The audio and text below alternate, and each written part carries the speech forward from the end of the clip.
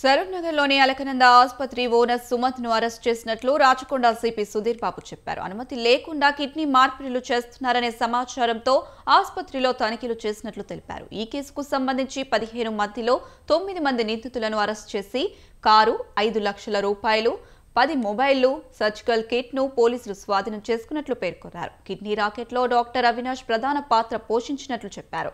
20 మందికి kidney surgery చేసినట్లు తెలిసిందన్నారు. ఒక్కో కిడ్నీ మార్పిడికి 50 నుండి 60 లక్షల రూపాయలు తీసుకుని దాతకు 25 లక్షలు ఇస్తున్నట్లు చెప్పారు.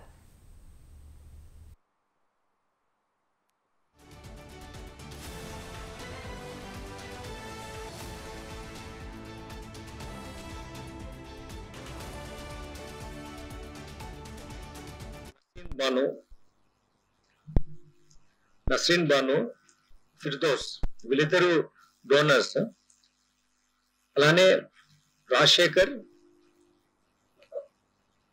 భరత్ ప్రభ వీళ్ళిద్దరేమో రెసిపెంట్ గా ఉన్నారు. రాజశేఖర్ అనే అతను ఒక అడ్వకేట్, ప్రభ అనే lady house wife of some business man. So ఈ నలుగురిని వాళ్ళని క్వశ్చన్ చేసినప్పుడు యాక్టివిటీ ఇలా ఇల్లీగల్ కిడ్నీ ట్రాన్స్ప్లాంట్ అవుతుంది అని తెలిసిన తర్వాత ఈ అల్కానంద హాస్పిటల్ రిలేటెడ్ ఎవరైతే